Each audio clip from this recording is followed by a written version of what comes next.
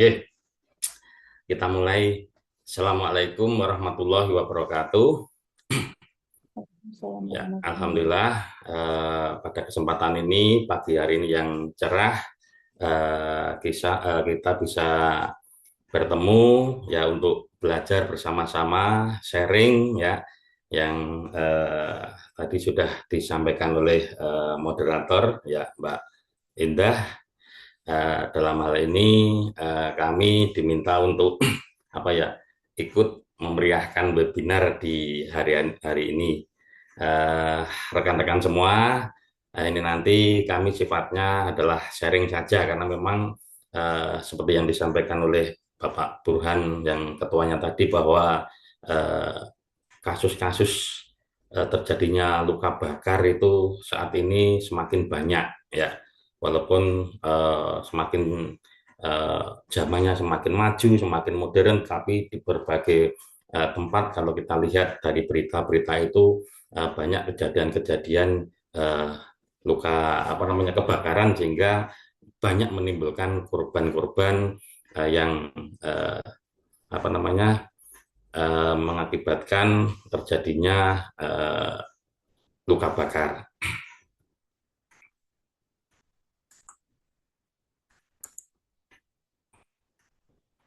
Ya, ini biodata saya seperti yang sudah disampaikan oleh Mbak Indah tadi, sudah kami sehari-hari di Rumah Sakit PKU Muhammadiyah di Jakarta di bagian UGD. Mungkin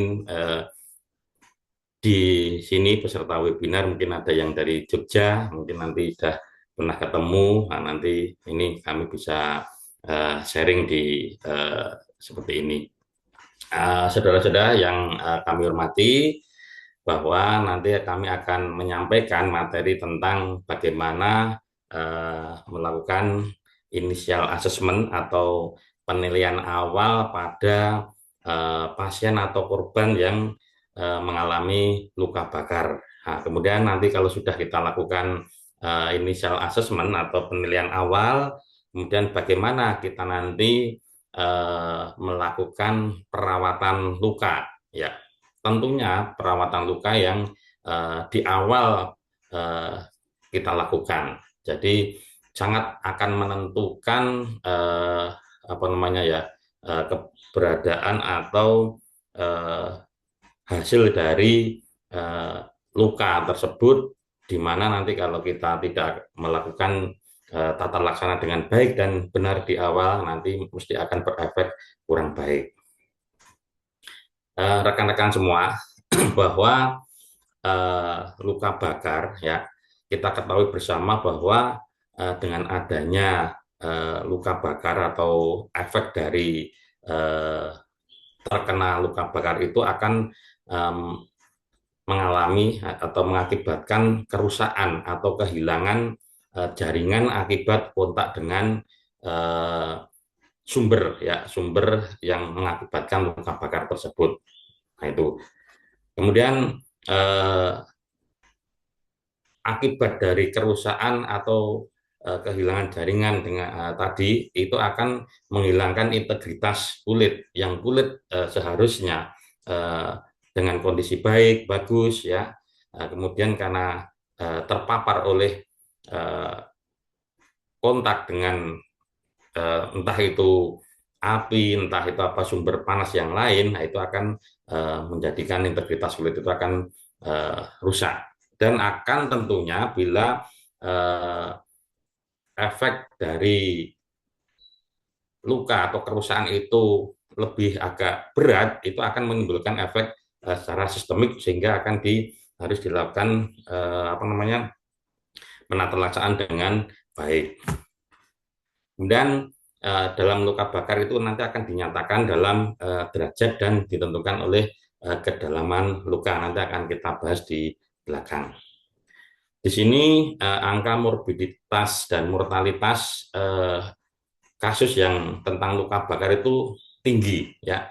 Kejadian saja menurut beberapa sumber yang ada itu di kejadian di Amerika saja itu terdapat 450.000 per tahun itu mengalami luka bakar. Untuk di Indonesia belum bisa terhitung secara spesifik, tetapi ada beberapa sumber seperti di Riskesdas 2018 itu Indonesia mengalami angka morbiditas itu lebih dari sekitar 1,3%, itu merupakan cedera luka bakar. Kemudian sudah kita ketahui bersama bahwa eh, penderita luka bakar ya, terutama ya yang berat itu nanti akan bisa mengancam tentang RW, breathing, sirkulasi. Ya, ini yang nanti perlu kita ketahui bersama bagaimana kita melakukan penata laksanaan kegawatan pada pasien atau korban yang mengalami luka bakar. Jangan sampai nanti RW, breathing, sirkulasi yang ada itu akan terancam.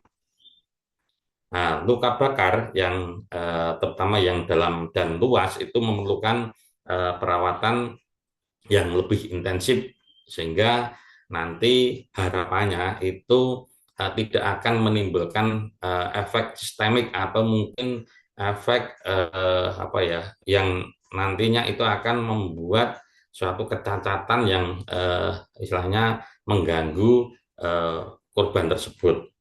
Maka dari itu penata laksanaan luka bakar itu memerlukan perhatian dan penanganan serius. Rekan-rekan semua, bahwa kita ketahui bahwa luka bakar itu merupakan suatu trauma yang disebabkan oleh panas, oleh arus listrik ya, karena sumber-sumber panas itu kan bermacam-macam ya, bahan kimia ataupun mungkin petir yang mengenai kulit atau permukaan tubuh, mukosa, dan jaringan yang lebih dalam. Itu menurut Irna Bedah Sutomo, itu definisi tentang luka bakar. Kemudian luka bakar juga merupakan cedera pada kulit atau jaringan organik lainnya yang terutama disebabkan oleh panas atau karena radiasi. Nah, atau radioaktivitas listrik, gesekan atau kontak dengan bahan kimia. Nah, cedera kulit akibat radiasi ultraviolet, radioaktif, listrik, bahan kimia, serta kerusakan pernapasan akibat inhalasi asap itu juga dianggap sebagai luka bakar. Jadi memang rekan-rekan semua, macam-macam penyebab ya, penyebab luka bakar itu dan akibat yang ditimbulkan. Nah, maka dari itu memang kita sangat serius untuk apa ya, mengetahui bagaimana penata laksanaan untuk atau penanganan di awal atau mungkin untuk selanjutnya tentang trauma atau orang yang mengalami luka bakar. Rekan-rekan semua, untuk luka bakar itu secara klasifikasi itu dibagi menjadi dua, yaitu satu berdasarkan luas, yang kedua adalah berdasarkan kedalaman. Untuk berdasarkan luas itu yang pertama adalah orang dewasa itu dengan rule of nine ya. Jadi aturan atau hukum 9 ya, biasanya aturan 9 gitu kalau terkenalnya. Nah, itu mengenai kepala dan leher, dada, punggung, perut, pinggang, bokong. Nah, itu ekstremitas atas kanan, kiri, kanan kiri, paha kiri, tungkai, itu masing-masing 9%. Ya, itu sudah kita ketahui bersama. Dan genitalia itu 1%. Nah, untuk anak, itu biasanya nanti pakai rule of 10, 5, 10, 20 ya. Untuk bayi pakai rule of 10. Kemudian untuk metode Lund and Browder pada pasien pediatrik. Nah, ini untuk gambarannya sudah digambarkan bahwa misalnya di wajah itu ada 4,5%, di lengan masing-masing 4,5%, di dada ya, punggung ya, di kaki yaitu masing-masing sudah terbagi baik untuk dewasa maupun anak-anak itu berdasarkan luas ya, luas dari luka bakar. Nah, di sini juga sebenarnya sudah ada eh, apa namanya bucket atau diagram yang nanti bisa untuk menghitung berapa nanti luas yang dialami luka bakar oleh korban tersebut.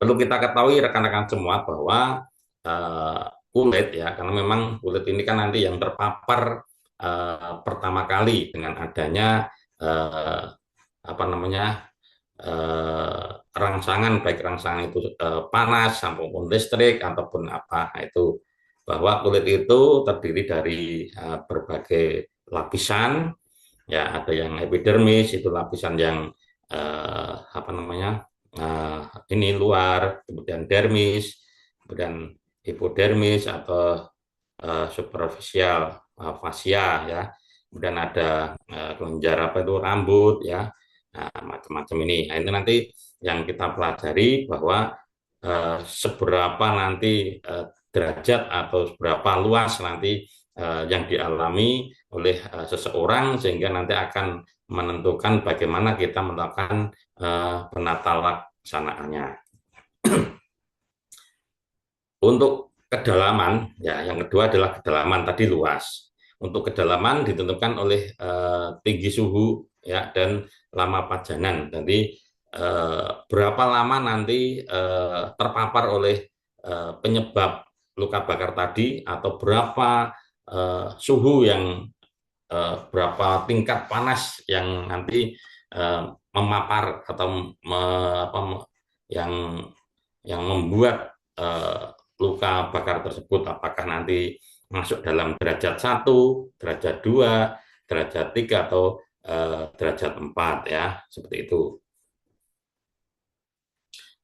Kemudian yang pertama adalah derajat 1. Nah, ini biasanya rekan-rekan semua ini adalah derajat yang istilahnya luka bakar yang sangat masih ringan ya, hanya lapisan terluar saja yaitu pada kulit ya, pada epidermis. Nah, biasanya hanya kemerahan ya, jadi kayak istilahnya tidak sampai melukai kulit dan hanya apa ya istilahnya ruam-ruam merah ya, mungkin ada bengkak, ada terasa nyeri dan panas itu. Kemudian untuk penanganan biasanya sangat sederhana ya. Jadi umumnya bisa ditangani di rumah atau dengan perawatan yang tepat.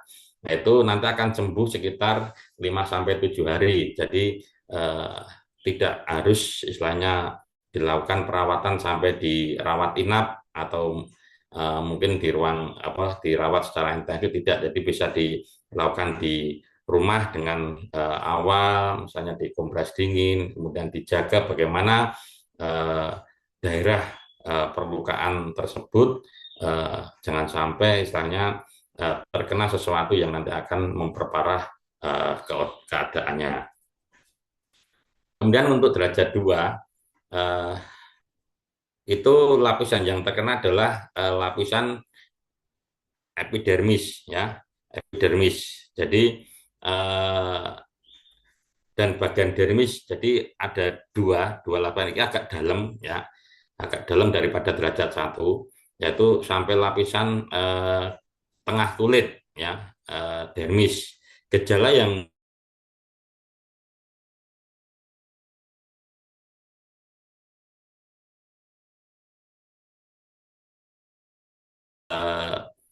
sudah ada apa ya, bula atau melepuh ya, melepuh karena memang agak dalam. Nyeri hebat ya, karena memang ya karena apa ya istilahnya efek dari terkena panas, terkena itu kan memang sangat, apalagi di eh, permukaan kulit itu kan banyak saraf-saraf yang ada di situ sehingga memang akan terasa nyeri, terasa panas ya itu. Dan kulit tampak basah atau berair. Jadi akan apa ya timbul awalnya bula mungkin sampai lecet atau sampai melupas, itu nanti akan seperti ada air yang muncul di situ. Nah, untuk penanganannya memang membutuhkan penanganan medis ya, terutama jika lepuhan sangat besar atau nyeri. Nah, itu sembuh sekitar 2 sampai 3 pekan. Nah, itu yang nanti kita tangani ya secara serius agar ya nanti efek-efek yang akan ditimbulkan dari luka itu tidak eh, apa ya tidak menimbulkan suatu bekas yang nanti akan mungkin membuat korban atau pasien itu menjadi tidak baik.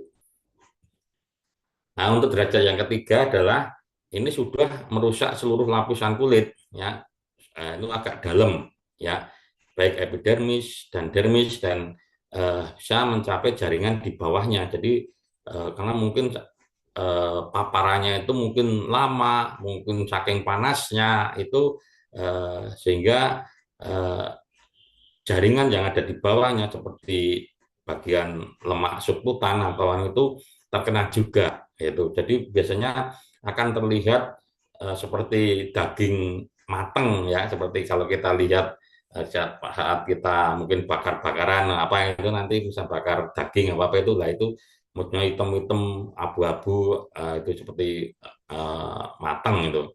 Nah, gejala yang muncul adalah kulit berwarna hitam ya, hitam atau putih jadi seperti gosong itu. Nah, kemudian terasa kasar ya karena memang lapisan yang terluar itu terbakar ya sehingga eh, minyak apa air itu akan kering di situ sehingga permukaan kulit itu terasa kasar bahkan kadang sampai terkelupas serta mungkin bisa menjadi nekrosis atau semacam istilahnya mati ya jaringannya ya itu sampai mungkin saraf-saraf yang ada di permukaan itu ya juga permukaan kulit itu juga mungkin karena saking panasnya terpapar dengan panas itu sehingga mati sehingga sampai tidak terasa sakit itu seperti itu. Kemudian untuk penanganannya memang merupakan kondisi yang paling berat itu memerlukan perawatan medis atau intensif dan segera itu yang nanti sangat kita perlukan.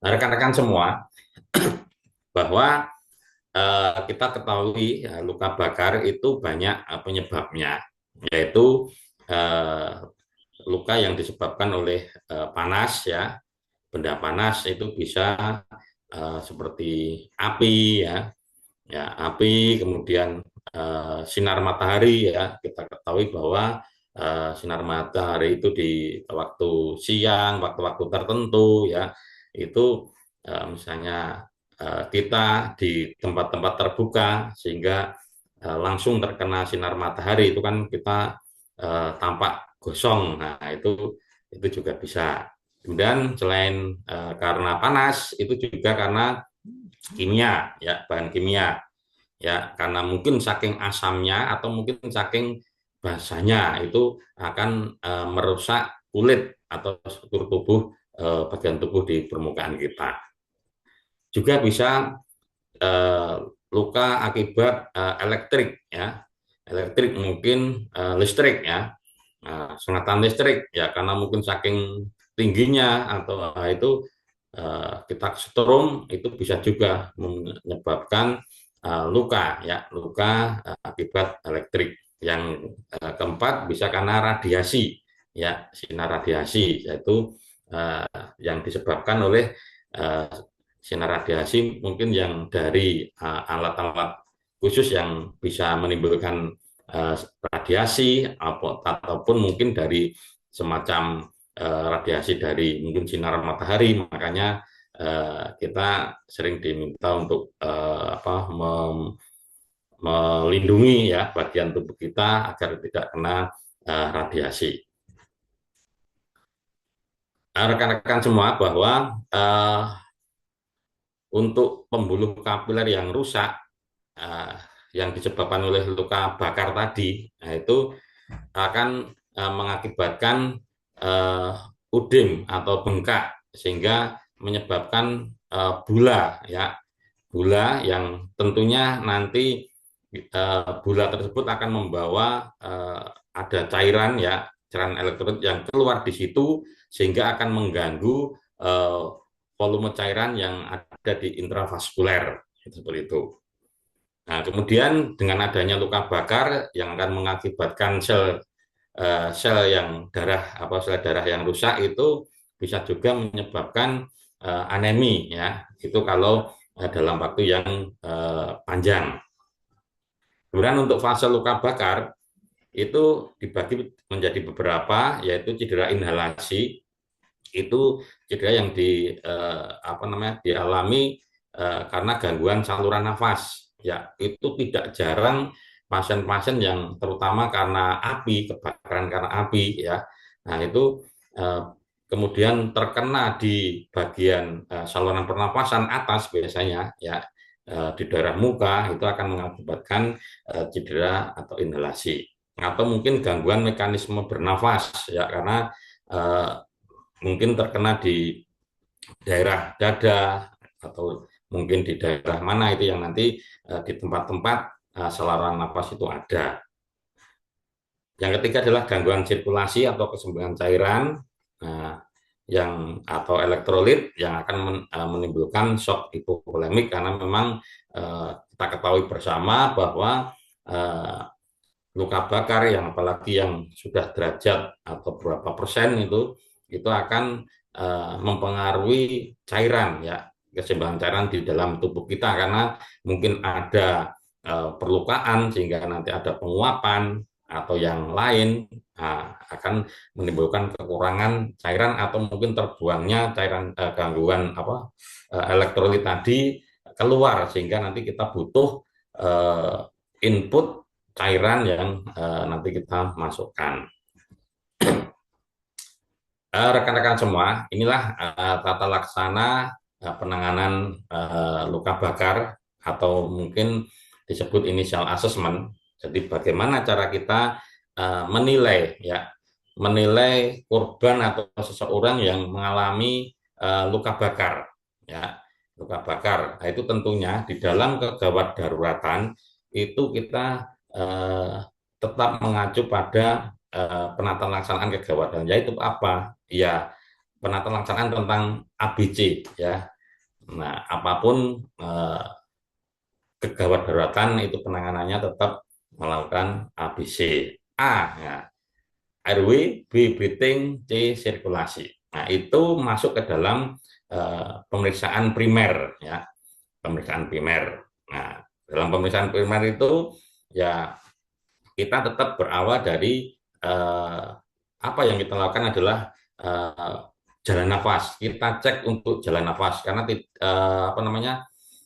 itu sangat sangat penting ya, sangat penting sekali di saat pasien itu mengalami gangguan airway. Itu harus yang pertama kali kita lakukan tindakan.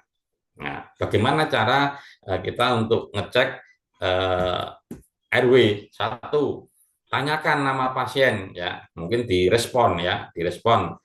Nah, kemudian Pak, Bapak namanya siapa, Ibu namanya siapa, apakah Bapak mendengar suara saya? Nah, dengarkan apakah ada suara serak atau tidak, misalnya waktu menjawab, oh kalau ada ya, nama saya Puspito misalnya, sambil serak-serak. Kalau ada, nah itu mungkin menandakan bahwa ada luka bakar di saluran nafas ya, seperti yang saya sampaikan tadi, inhalasi ya, mungkin sudah ada peradangan atau mungkin ada sesuatu di situ. Kemudian kalau memang ada, nah itu yang sangat nanti kita harus serius melakukan tindakan. Berikan oksigen 100% ya. Kemudian waspadai adanya keracunan ya, karbon oksida itu. Kemudian angka saturasi keracunan sangat tinggi. Misalnya nanti dilakukan, coba dicek berapa nanti saturasi oksigen di dalam tubuhnya. Nah, kalau perlu pasien-pasien tersebut periksa ya AGD-nya ya, gas darah bila perlu ya. Misalnya kok terjadi, ini desaturasi, pasien sesak, nah itu seperti itu. Kemudian di saat dilakukan pemeriksaan ya, di auskultasi terdapat bising ya, suara bising ada, kemudian takipnu, suara nafas cepat, stridor, suara serak. Nah, ini dengan adanya tanda-tanda itu curiga ya adanya ya sumbatan jalan nafas akibat trauma inhalasi atau UDIM. Nah, itu yang berbahaya. Biasanya di awal-awal itu kita tidak kalau tidak tidak begitu kelihatan kalau oh ini sudah begitu mekanisme trauma itu kan tidak bisa langsung misalnya luka bakar terkena misalnya inhalasi itu kan tidak langsung bengkak itu tidak. Jadi nanti dikit demi sedikit itu akan apa namanya bengkak ya semakin bengkak udin nah, nanti akan nutupi saluran nafas itu seperti itu. Dan pasien kesulitan atau tidak bisa bernafas itu salah satu tanda-tanda obstruksi. Ya. Bebaskan jalan nafas, ya beri atau bersihkan saluran nafas atas, ya misalnya tergantung nanti bentuknya apa, ya yang membuat atau menyebabkan obstruksi tadi, ya bisa dilakukan crossfinger, ya kemudian dilihat apakah oh ternyata section apa namanya sekret nah, kita lakukan section ya oh ternyata bengkak ya lakukan intubasi nah itu jadi kami juga sering menemui pasien-pasien yang tidak menunggu sampai bengkak sampai pasien tidak bisa nafas kemudian intubasi jadi di awal itu kita edukasi bahwa ini ada risiko untuk mengalami pembengkakan di jalan nafas sehingga harus kita berikan pertolongan dengan pemasangan alat bantu nafas itu hanya apa tujuannya memang untuk antisipasi biar nanti tidak sampai tersumbat jalan nafasnya. Kemudian luka bakar inhalasi ya atau total burn surface area itu lebih dari 30%, luka bakar mengenai wajah, leher itu berisiko untuk obstruksi atau menyumbat jalan nafas meningkat. Itu seperti itu. Kemudian untuk breathing gangguan bernafas pada dapat disebabkan oleh trauma inhalasi asap. Jadi memang yang sering yang sangat berbahaya itu kan karena itu kalau ada trauma inhalasi ya itu yang disebabkan oleh asap. Nah itu luka bakar dalam sirkumferensial dada atau abdomen atau diakibatkan cedera pada dada lainnya. Jadi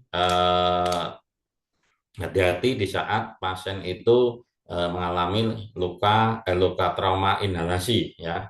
Nah, itu nanti harus selalu dicek ya apakah pasien merasa sesak, apakah pasien berubah misalnya oh kok terjadi kekurangan tanda-tanda hipoksia atau mungkin disaturasi itu harus kita cek itu seperti itu apakah mungkin terdapat luka-luka atau trauma ya trauma di dada apalagi trauma di saluran nafas atas mungkin daerah wajah daerah leher daerah dada yang di situ adalah tempat adanya paru ya itu seperti yang notabene paru itu adalah alat untuk kita untuk bernafas kemudian kalau ada memang apa tanda-tanda adanya karbon dioksida CO2 itu singkirkan ya atau jauhkan penderita dari sumber misalnya oh ternyata kok ini uh,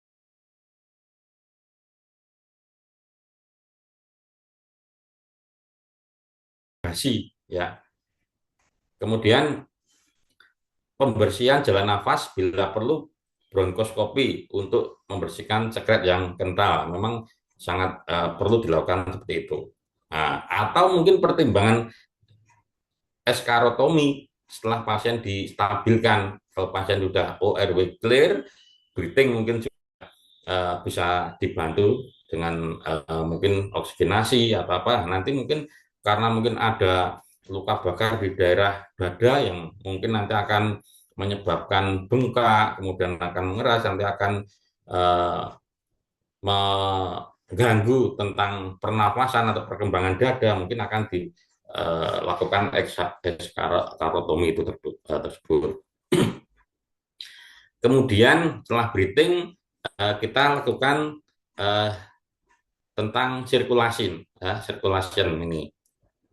Di dalam sirkulasi itu adalah segera kaji bahwa di dalam sirkulasi itu ada gangguan atau tidak, ya. Nah itu kalau memang mungkin wah ini termasuk vital mungkin sudah mulai ada tanda-tanda cairan yang kurang, itu lakukan ya, berikan akses intravena untuk memberikan cairan resusitasi, pasang infus ya, atau IV line. Nah itu seperti itu. Kemudian pada keadaan shock, ya, pada keadaan shock target output urin itu 0,5 cc per kilogram berat badan untuk dewasa, 1 cc kilogram berat badan untuk anak. Jadi kita tentunya untuk mengetahui seperti ini adalah pasang Foley kateter atau door atau kateter urin ya untuk mengetahui itu.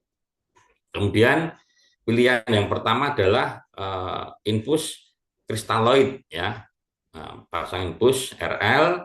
Nah, kemudian untuk formula utama pakai burster dan parkland ini untuk kebutuhan cairan ya.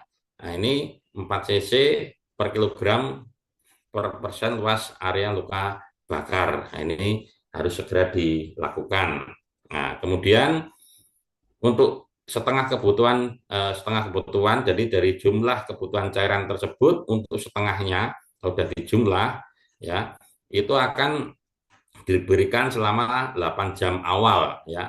8 jam awal, kemudian untuk sisanya itu akan diberikan pada 16 jam selanjutnya. Itu seperti itu. Ketika target tercapai kira-kira 24 jam ya, ubah cairan menjadi bisa dipakai di 5% atau mungkin NS ya dengan 50 mg ini KCl. Ini kalau nanti kira-kira 24 jam atau dalam satu hari itu sudah tercapai dengan RL tadi, nanti bisa selanjutnya diganti dengan itu. Nah, untuk selanjutnya adalah disability, nah itu status neurologi. Ya, kemudian dalam mengecek status neurologi, yaitu tentang kesadaran, itu kita menggunakan AVPU ya, Alert, Verbal, Pain, and Response. Jadi, apakah pasien yang mengalami luka bakar itu dia sadar, ya, apakah dia hanya bisa dirangsang dengan suara atau verbal, atau mungkin hanya bisa dirangsang dengan rangsangan nyeri, atau bahkan tidak bisa respon. Itu nanti harus kita kaji ya, bagaimana nanti di saat kita itu sudah memperoleh data, oh ini ternyata pasien sadar penuh, oh ini responnya suara, oh respon nyeri, itu seperti itu. Selain dengan APU, itu juga bisa dilakukan dengan pemeriksaan GCS ya. Jadi nanti berapa jumlah GCS yang dialami oleh korban tersebut ya, apakah dia tentunya untuk GCS ya nanti yang dinilai adalah tentang V sama M ya, berapa nanti biasanya itu nanti akan mempengaruhi untuk tindakan untuk selanjutnya. Hati-hati di saat korban keracunan karbon dioksida itu dia akan mengalami penurunan kesadaran ya. Jadi GCS akan turun. Nah, ini kenapa kok pasien saat kita respon kok pasien tidak begitu. Nah, itu jangan-jangan nanti dia mengalami hipoksia, ya, kekurangan oksigen, apa bisa-bisa malah mungkin karena keracunan. Nah, itu nanti harus bisa kita kaji. Jangan sampai nanti tidak terkaji. Kemudian hati-hati pada pasien dengan hipoksemia dan shock karena dapat terjadi penurunan kesadaran dan gelisah. Jadi tidak hanya mungkin kekurangan oksigen ya, karena tadi adanya luka trauma inhalasi atau mungkin keracunan. Nah, bisa juga karena shock ya, karena cairan yang banyak keluar ya, atau mungkin kekurangan cairan, dia akan gelisah ya, ada penurunan kesadaran, itu kan tanda-tanda eh, hipoksia itu. Kemudian di exposure ya, di pajanan itu bagaimana nanti cara kita memeriksa pasien ya, pasien dengan luka bakar tersebut. Satu ya, tentunya dengan melepas semua pakaian agar kita bisa melihat di mana saja luka bakar itu ada dan berapa nanti masuk ke luasnya, derajatnya itu seperti itu. Dan aksesoris yang melekat pada tubuh pasien ya. Jadi kita lakukan ya pemeriksaan daerah permukaan tubuh. Ya. Tentunya tidak hanya di permukaan tubuh bagian depan ya. Jadi kadang luka bakar itu kan tidak hanya mungkin di arah dari depan saja, mungkin di belakang juga ada, sehingga pasien perlu dilakukan lock roll ya untuk melihat permukaan posterior pasien atau mungkin dari belakang. Siapa tahu, oh ini punggungnya juga terkena luka bakar. Oh ini ternyata dari belakang bokongnya. Oh ini ya ini harus ya, jangan sampai nanti ini yang sering kita lupakan. Kadang kita apa namanya lupa untuk memeriksa di bagian posteriornya ya, karena itu. Nah, kemudian jaga pasien tetap dalam keadaan hangat ya. Jangan sampai nanti terjadi hipotermi ya. Ya, mungkin karena bisa cairan yang kurang, kemudian mungkin karena banyak penguapan, banyak luka bakar yang dialami, nah, itu seperti itu. Kemudian menghitung luas luka bakar dengan metode rule of nine, yaitu untuk dewasa ya, jadi aturan 9 misalnya seperti itu.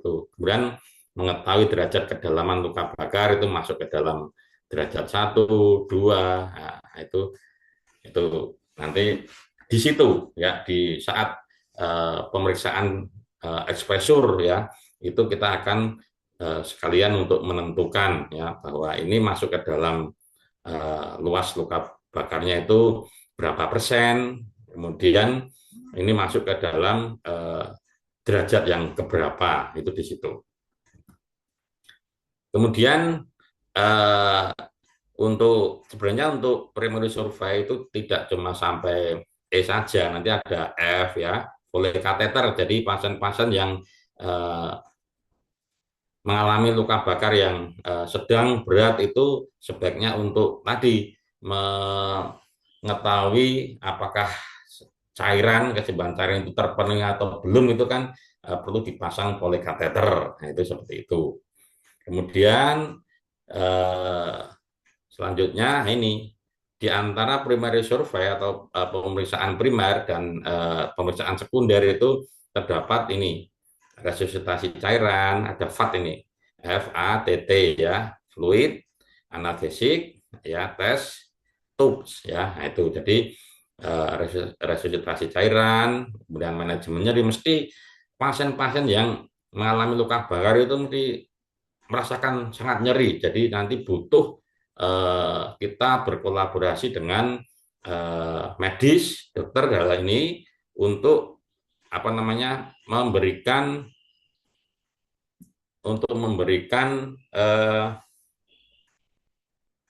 obat ya, obat analgetik. Nah, itu. Kemudian pemeriksaan penunjang. Ya, pemeriksaan penunjang juga diperlukan. Seperti apa? Ya lab ya, mungkin HB ya, AL. Nah, itu pemeriksaan rutin atau mungkin elektrolit ya, itu perlu juga ya untuk mengetahui apakah terjadi gangguan atau tidak, atau mungkin pemeriksaan radiologi ya, dilakukan pemeriksaan rongsen torak ya, dan sebagainya. Kemudian pemasangan pipa ya, pipa itu mungkin bisa pipa intubasi atau mungkin pipa apa namanya NGT atau pipa eh, doper kateter dan lain sebagainya itu. Kemudian setelah primary survey ya, nah, itu ada secondary survey. Nah, di dalam secondary survey itu eh, merupakan pemeriksaan menyeluruh mulai dari kepala sampai kaki. Tentunya pemeriksaan itu dilakukan setelah eh, primary survey, hal-hal yang sangat penting dilakukan di awal sudah terlalui, misalnya airway sudah clear, breathing sudah clear, kemudian sirkulasi clear, nah, ABCDE clear, nah, baru nanti dilakukan pemeriksaan secara menyeluruh ya, apakah di situ itu eh, ada suatu gangguan atau kelainan ya, misalnya oh ternyata misalnya kan pemeriksaannya itu dari kepala sampai kaki ya, head to toe, apakah nanti dari atas ya rambutnya eh, mengalami apa terbakar atau tidak, kemudian apakah di kepala kulitnya mengalami terpapar dengan eh, sumber sumber tadi enggak, nah, dadanya, perutnya, tangannya, nah, itu seperti itu. Pemeriksaan dilaksanakan setelah kondisi mengancam nyawa diyakini tidak ada atau telah diatasi. Nah, ini pemeriksaan dilaksanakan setelah kondisi mengancam nyawa diyakini tidak ada atau telah diatasi. Jadi seperti yang saya sampaikan tadi, pemeriksaan secondary survey, pemeriksaan fisik head to toe atau dari kepala sampai itu memang dilakukan setelah kondisi yang mengancam nyawa itu sudah teratasi. Ya, yang mengancam nyawa yang apa? Yang tadi airway, clear, breathing sudah teratasi, sirkulasi clear. Nah, itu seperti itu. Kemudian untuk tujuan akhir dalam pemeriksaan fisik ini adalah menegakkan diagnosis yang tepat. Jadi setelah diketahui bahwa korban ini mengalami gangguan ini itu, kemudian dilakukan pemeriksaan fisik, jelas ya baik dari arah depan maupun belakang, setelah menyeluruh dari kepala sampai kaki, sehingga terketahui bahwa pasien itu jelas ya apa yang mengalami atau terjadi gangguan apa terhadap pasien tersebut. Nah, kemudian setelah secondary survey itu ada mungkin perlu dilakukan pemeriksaan atau riwayat penyakit. Nah, informasi yang harus didapatkan mengenai riwayat penyakit yang diderita pasien sebelum terjadi trauma, yaitu sering kita ketahui bahwa di sini ada apakah pasien mengalami alergi, ya tentunya bisa nanti untuk menentukan tindakan kita ya mungkin obat-obat atau apa, misalnya ada alergi ya jangan sampai nanti kita berikan. Kemudian medication itu obat-obat yang dikonsumsi, apakah korban dengan luka bakar tersebut itu mengkonsumsi obat-obat sebelumnya, yaitu itu kemudian fase illness itu penyakit sebelum terjadi trauma ya, apakah pasien tersebut sebelum mengalami trauma luka bakar tadi itu sudah mengalami atau mempunyai penyakit-penyakit tertentu. Ini ada riwayat DM, riwayat hipertensi atau mungkin riwayat apa, itu nanti perlu dikaji. Kemudian last meal itu makan terakhir, nanti tadi bisa dikaji kapan makan terakhir korban, kemudian event dari peristiwa yang terjadi saat trauma itu pasien saat sedang apa, itu seperti itu. Kemudian mekanisme trauma ya, durasi paparan, jadi berapa lama pasien itu terpapar oleh sumber trauma tadi ya, apakah lama apakah tidak, hanya sebentar. Nah, itu nanti akan dikaji untuk menentukan oh ini tadi terpapar, dia karena habis terkena itu pingsan, jadi dia tidak bisa untuk pingsan, tidak bisa untuk pergi sendiri, tidak ada yang mengevakuasi, sehingga mungkin akan mengetahui berat ringannya uh, trauma yang dialami pasien. Kemudian jenis pakaian yang digunakan, nah ini kan keterkaitan dengan mungkin apa namanya perlindungan ya. Kalau ini saat mungkin terkena semburan api, pasien tersebut menggunakan pakaian yang tebal atau mungkin tidak menggunakan pakaian atau pakaian yang tipis sehingga terbakar, sehingga tembus sampai permukaan kulit. Nah, itu nanti juga bisa harus kita kaji. Kemudian suhu dan kondisi air. Nah, jika penyebab luka bakar adalah air panas, jadi ini tadi terkena air panas, nah, berapa panasnya itu ya? Oh, ini tadi baru mau mandi ya, airnya mendidih waktu saat dimasukkan ke dalam ember misalnya, belum sempat dikasih air dingin, kemudian si anak masuk di situ atau mungkin mainan. Nah, itu nanti bisa dikaji juga bagaimana mekanisme terjadi, atau mungkin kecukupan tindakan pertolongan pertama, yaitu yang seperti yang saya sampaikan tadi, bagaimana tindakan untuk pertolongan pertama yang dilakukan pada korban luka bakar tadi. Ini tadi begitu terjadi luka bakar, kemudian sudah kami misalnya kompres dingin, misalnya pakai air dingin, atau mungkin kita kasih air mengalir, air bersih. Nah itu, ini sudah kami kasih ini. Nah itu nanti itu juga harus terkaji untuk mengetahui mekanisme trauma.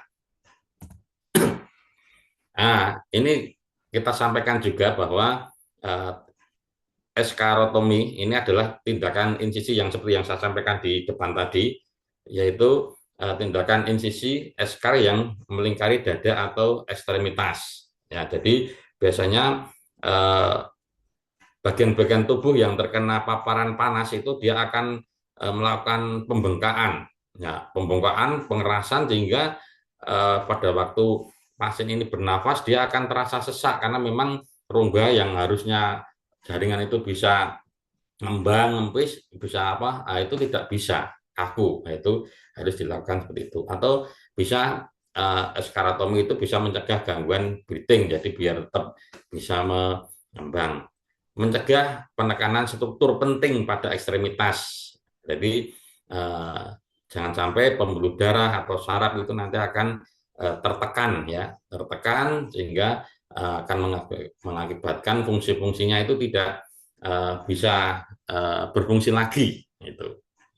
Kemudian indikasi pada luka bakar yang mengenai seluruh ketebalan dermis sehingga timbul ödem yang dapat menjepit pembuluh darah, misalnya luka bakar melingkar di ini indikasinya dilakukan eksarotomi ini. Jadi dikasih apa ini ya, istilahnya dibedah ini seperti ini. Kemudian yang kedua adalah fasiotomi. Ini indikasinya adalah tanda-tanda sindrom kompartemen, yaitu terasa keras pada palpasi, sensasi perifer menghilang secara progresif, nadi tidak teraba. Ini karena apa? Mungkin karena bengkak tadi, ya, karena terkena paparan panas atau apa sehingga berefek mungkin bengkak sehingga dia akan menekan, ya, atau kalau tidak menekan dia akan mengeras, ya, sehingga akan mengganggu sirkulasi peredaran darah yang akan ada ke ujung-ujung jaringan atau ujung tubuh itu. Dressing, nah ini pada luka bakar, nah itu penutupan luka dengan kasa berparafin atau vaselin sebagai dressing primer atau dressing yang langsung bersentuhan dengan luka. Jadi terutama pada luka-luka bakar yang mengelupas, ya, yang tentunya agak dalam, nah itu nanti akan dilakukan pembersihan dulu, ya, pembersihan dulu, kemudian dilakukan dressing. ditutup dengan kasa berlapis tanpa menimbulkan gangguan sirkulasi perifer. Jadi nutupnya itu tidak rapat, pakai istilahnya nanti mengganggu peredaran ya, itu sebagai dressing sekunder, lalu ditutup dengan elastis perban sebagai dressing tersier. Jadi memang sangat penting dilakukan dressing pada luka-luka yang tentunya mengalami perlukaan ya itu. Kemudian jangan sampai lupa juga dilakukan catatan ya. Tadi pasien yang kita lakukan resusitasi tadi itu dicatat apakah RW-nya itu tadi mengalami gangguan atau tidak, kemudian breathing-nya, kemudian kalau ada gangguan, kemudian apa yang harus dilakukan, kemudian sudah diberikan apa, itu jangan sampai nanti lupa kita tidak lakukan pencatatan karena memang sangat penting misalnya diberikan untuk dokumentasi. Nah, kemudian minta persetujuan pasien untuk dokumentasi, fotografi atau prosedur-prosedur. Jadi di saat kita itu mendokumentasi kondisi mungkin luka yang mungkin bisa kita misalnya foto, itu nanti juga kita harus minta persetujuan dari pasien ataupun keluarganya. Ya, yang tentunya dokumentasi foto itu kan nanti gunanya memang untuk medis, bukan untuk memviralkan ya, yang seperti kita kita sering kita lihat di beberapa media sosial, wah ini luka bakar, kita tujuannya untuk medis. Berikan profilaksis tetanus jika diperlukan, kalau memang itu terdapat perlukaan yang mungkin agak berat atau mungkin kotor atau dan lain sebagainya. Kemudian untuk reevaluasi, ya, jadi reevaluasi primer survei itu khususnya untuk satu gangguan nafas harus dievaluasi, ya, setelah kita lakukan tindakan tadi apakah sudah stabil atau belum ya. Kemudian insufisiensi sirkulasi perifer ya apakah tetap masih lancar atau tidak. Kemudian gangguan neurologis, kecakupan resusitasi cairan, penilaian radiologi. Nah, kemudian pencatatan warna urin untuk deteksi ya, ini harus selalu termonitor, tercatat ya. Jadi jangan sampai setelah kita lakukan di awal-awal tadi kemudian setelahnya kita tidak melakukan evaluasi karena memang seiring dengan berjalannya waktu itu bisa juga ada perubahan-perubahan kondisi pasien yang dialami, itu seperti itu. Seperti yang saya sampaikan tadi bahwa misalnya orang yang mengalami luka bakar itu tidak semata-mata misalnya terjadi pembengkakan atau apa, misalnya trauma inhalasi, mungkin awalnya pasien merasa sesek, tidak sesek, pasien mungkin baik-baik saja, tetapi begitu waktu berjalan pasien merasakan sesak, merasakan panas, merasakan apa, itu harus perlu kita selalu kaji. Kemudian pemeriksaan laboratorium seperti yang disampaikan awal tadi, apa kira-kira yang perlu? Nah, itu tentunya pemeriksaan rutin, darah rutin itu HB, HMT, ya, AL, leukosit, ya, urium kreatinin, ya, elektrolit, ya, urin, mungkin perlu AGD, nah, ini GDS dan lain sebagainya. Yang tentunya semuanya nanti untuk apa ya, biar kita itu tahu apakah ada gangguan-gangguan kelainan di masing-masing komponen tubuh tersebut. Kemudian ada prinsip perawatan luka bakar, ya, yaitu penyembuhan luka lembab, ya, moist wound healing, ya. Jadi prinsip ini bertujuan untuk menciptakan lingkungan lembab pada luka yang terbukti mempercepat epitelisasi atau pembentukan jaringan kulit baru dan mengurangi risiko infeksi dibandingkan perawatan luka kering. Jadi memang kami juga sering di rumah sakit di saat kita menemukan pasien-pasien dengan luka bakar, itu yang kita lakukan adalah dibuat bahwa perawatan luka di awal ya, ini kita membicarakan awal ya, awal kita temukan pasien dengan luka bakar itu, kita istilahnya kita kompres ya, kita kompres untuk menjaga suatu kelembapan luka tersebut. Kemudian yang kedua adalah menggunakan modern dressing. Nah ini nanti ada apa namanya, ada beberapa macam metode yang untuk menggunakan atau merawat luka-luka bakar yang nanti tergantung nanti tadi luas derajatnya seperti itu. Penggunaan modern dressing ini berbagai jenis balutan modern yang dirancang ya, dirancang khusus untuk luka bakar seperti tadi silver dressing, foam dressing, hidrogel, dan seperti yang mungkin tadi Pak Burhan mengatakan ini dari berbagai obat-obatan, berbagai apa yang mensponsori kegiatan ini nanti bisa kita gunakan untuk perawatan luka lanjutan ya, seperti itu. Nah, tentunya perawatan tersebut ya itu adalah untuk melindungi luka atau mengelola cairan luka atau menjaga kelembapan. Itu. Kemudian debridement jaringan mati. Proses pembuangan jaringan sel mati atau rusak nekrotik ya, itu dari permukaan luka sangat penting ya untuk mencegah infeksi dan mempercepat kesembuhan. Jadi di awal-awal kita menemukan atau menghadapi pasien dengan, kan kita sering juga karena luka bakar tadi sehingga mungkin banyak yang mengelupas atau mungkin terbakar. Nah, itu nanti dari jaringan-jaringan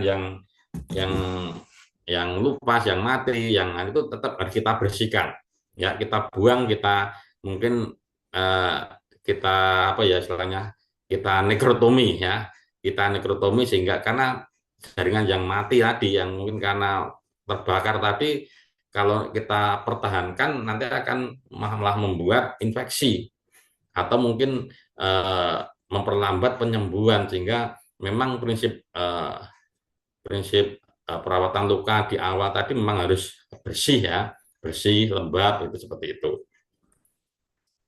Kemudian untuk langkah-langkah perawatan luka bakar ya, itu satu, untuk pertolongan pertama ya, untuk pertolongan pertama itu satu, jauhkan dari sumber panas. Jadi memang kalau kita itu menemukan korban ya kebakaran, itu kalau memang korban itu masih di area sumber paparan, itu segera jauhkan, segera evakuasi dari sumber panas atau penyebab luka bakar tadi, biar apa namanya tidak terjadi semakin lamanya paparan yang dialami itu nanti akan menyebabkan tingkat keparahan dari lukanya tersebut.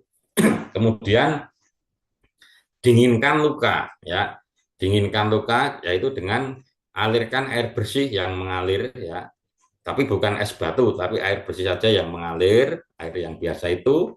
Kemudian ke area luka selama sekitar 15 menit ya, untuk menghentikan proses panas dan bisa untuk mencegah luka biar tidak semakin dalam. Jadi istilahnya biar untuk mengurangi panas yang mungkin dirasakan, yaitu kasih ya air mengalir ya, tentunya air yang bersih, tapi bukan es. Jangan sampai, ini panas, kemudian kita ambil es batu, kemudian kita kompres. Nah, nanti hati-hati ya. Nah, es batu malah nanti akan bisa apa namanya jadi tidak baik pada jaringan yang terkena tersebut.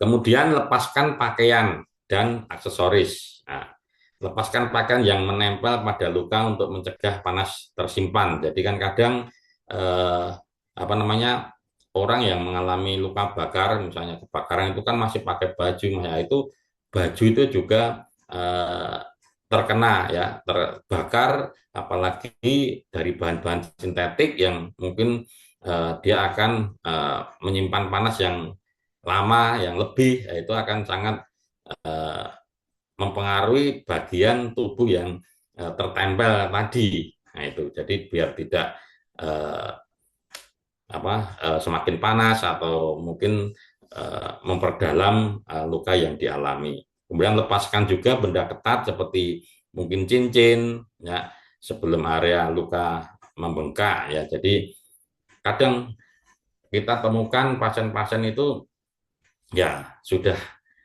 apa namanya, pakai cincin, pakai gelang, pakai apa yang ternyata bagian yang itu mungkin tangan jarinya itu juga terkena paparan sehingga dia bengkak, akhirnya seperti cincin atau yang lainnya itu susah untuk diambil itu. Kemudian jangan pecahkan lepuhan jadi bula. Jadi kalau awal ya, awal kita ketahui bahwa ini ada bula, diamkan dulu ya. Lepuhan berisi cairan melindungi luka dari infeksi. Jadi kadang kita itu kan, wah ini melepuh, ini airnya apa cairannya banyak, tapi memang belum pecah, kita pecahkan aja. Jadi jangan ya, kita jangan pecahkan dulu karena memang untuk melindungi luka dari infeksi. Karena memang sering kita temukan di saat misalnya kok sampai saja pecah, itu malah nanti luka itu agak lama untuk sembuhnya. Jika pecah, lupa ini sudah terlanjur pecah, ya nggak apa-apa kalau sudah terlanjur. Nah, kalau sudah terlanjur pecah, tinggal kita bersihkan saja ya dengan air bersih ya, atau mungkin cairan NaCl, NS, dan oleskan salep antibiotik untuk apa namanya, mengantisipasi terjadinya infeksi. Itu seperti itu. Kemudian untuk penata laksanaan medis lanjutan, nah itu satu, bersihkan luka debridement. Nah, bersihkan luka debrid atau di debridement itu, yaitu mencuci luka untuk menurunkan jumlah bakteri, sehingga tadi misalnya luka bakar yang memang agak dalam ya, terjadi perlukaan. Nah, itu bersihkan ya pakai NS dan mencuci luka untuk menurunkan jumlah bakteri dan membersihkan sisa balutan lama serta membuang jaringan mati ya di nekrotomi. Karena memang yang seperti yang saya katakan tadi bahwa nekrotomi itu kan untuk mengurangi terjadinya infeksi ya, atau mungkin memperlama apa namanya, memperlama proses penyembuhan luka, itu seperti itu. Kemudian pembalutan luka yaitu modern dressing. Nah, itu menggunakan modern dressing yang sesuai dengan karakteristik luka. Misalnya foam dressing untuk luka dengan banyak cairan, atau pakai hidrogel untuk luka yang kering. Ya, nanti tergantung ya, tergantung karakteristik dari luka tersebut. Nah, kemudian untuk pencegahan infeksi. Nah, untuk pencegahan infeksi, karena memang luka bakar terutama yang luka yang terbuka ya, mesti ada semacam lupas atau mungkin mengenai jaringan tertentu yang sehingga luka itu terbuka. Itu gunakan untuk mencegah infeksi itu, kasih salep antibiotik ya jika diperlukan, dan menjaga, yang penting itu kan menjaga kebersihan luka ya itu. Jadi luka itu kan prinsipnya yang penting luka itu bersih. Nah, itu insya Allah nanti tidak terjadi infeksi. Nah, Kemudian setelah dilakukan tindakan-tindakan awal pada luka bakar tersebut, nah, nanti selanjutnya nah, tidak jarang pasien-pasien dengan luka bakar itu akan mengakibatkan apa ya istilahnya struktur otot ya atau struktur jaringan itu akan eh, me, apa ya istilahnya tidak lentur lagi ya itu kaku kayak gitu. Jadi apa yang harus dilakukan untuk rehabilitasi itu lakukan fisioterapi ya. Fisioterapi dapat dilakukan untuk membantu memulihkan fungsi dan mengurangi jaringan parut ya. Jadi kadang ada tuh kalau kita lihat eh, pasien-pasien yang terjadi luka bakar, misalnya terutama di bagian-bagian ekstremitas itu karena kita jarang untuk apa namanya menggerakkan ya pasien tersebut jarang menggerakkan bagian yang terdapat luka tersebut. Nah, itu sehingga apa yang terjadi ya terjadi kekakuan atau mungkin itu apa namanya eh, sehingga tidak bisa maksimal ya untuk bergerak seperti itu.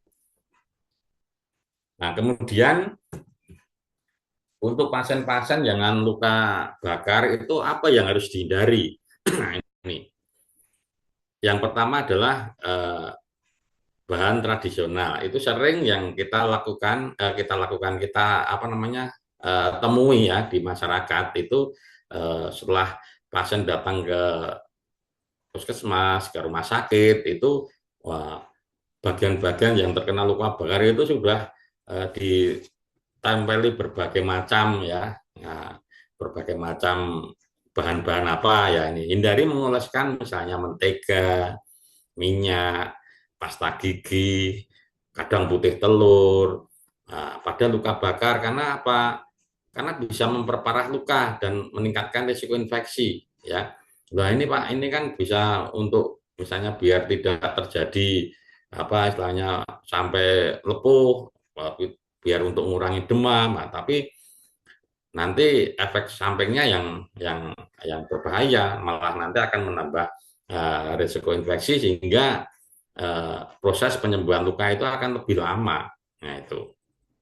Nah ini jangan sampai luka bakar itu dilakukan pendinginan dengan es batu. Lah Pak, ini kan uh, panas, terasa panas, nyeri Pak. Nah, ini kebakar. Nah, biar tidak panas, tidak nyeri, kita kompres dengan es batu. Nah, karena es batu dapat menyebabkan kerusakan lebih lanjut pada jaringan. Jadi termasuk ekstrim lah itu. Jadi sebenarnya kulit atau jaringan itu kan akan bereaksi di saat ada rangsangan ekstrim ya. Tadi panas juga bisa membakar, dingin pun juga nanti akan bisa sehingga jangan sampai istilahnya luka dengan terkena apa namanya sumber panas sehingga biar tidak panas diberikan es batu jangan sampai boleh nanti dilakukan mungkin kompres dingin dengan mungkin dialiri air biasa dingin atau NaCl itu dikompreskan dengan apa namanya kasa itu boleh tapi jangan sampai pakai es batu.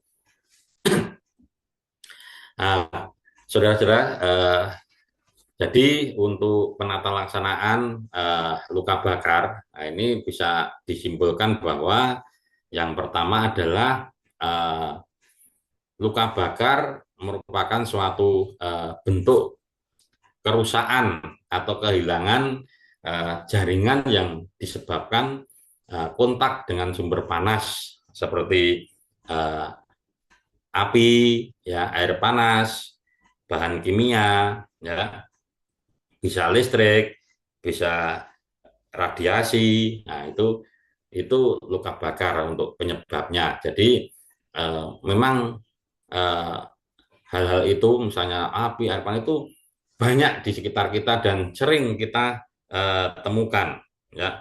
Kita temukan. korban-korban atau pasien-pasien yang terkena luka bakar dari sumber apa namanya sumber eh, yang menyebabkan luka bakar tersebut. Kemudian luka bakar dapat dibagi berdasarkan luas dan derajat kedalamannya. Seperti yang sudah saya sampaikan tadi, luasnya itu nanti eh, ya ada untuk dewasa ya pakai rule of 10, kemudian untuk anak-anak dari berapa persen nanti yang terkena itu di daerah mana itu sudah ada rumus, sudah ada pembagiannya ya. Kemudian untuk derajatnya itu juga sudah berapa kedalamannya, mengenai bagian apa saja, itu nanti masuk dalam luka bakar derajat berapa-berapanya nanti ada di situ. Dan yang ketiga, luka bakar membutuhkan penanganan yang cepat ya, dan tepat karena memiliki angka morbiditas dan mortalitas yang tinggi. Ya, itu sudah kita ketahui bersama bahwa luka bakar yang terutama luka bakar yang sedang berat atau mungkin yang mengenai bagian-bagian tertentu ya yang vital itu akan uh, bisa mengancam nyawa ya. Nah, seperti yang saya ceritakan tadi ya proses-proses luka bakar yang mungkin akan berakibat di apa namanya saluran pernapasan karena trauma inhalasi itu eh, sangat berbahaya sehingga memang di dalam penanganan luka bakar itu ya tetap seperti penanganan eh, apa namanya trauma-trauma yang lain yaitu diawali dengan eh, resusitasi. Tentunya pastikan nanti airway, breathing, sirkulasi ya, kemudian disability, espresso dan lain sebagainya ya, termasuk anamnesis, kemudian pengobatan suportif. Nah, dalam menentukan derajat keparahan, perawatan luka itu harus dilakukan dengan baik dan eh, benar sehingga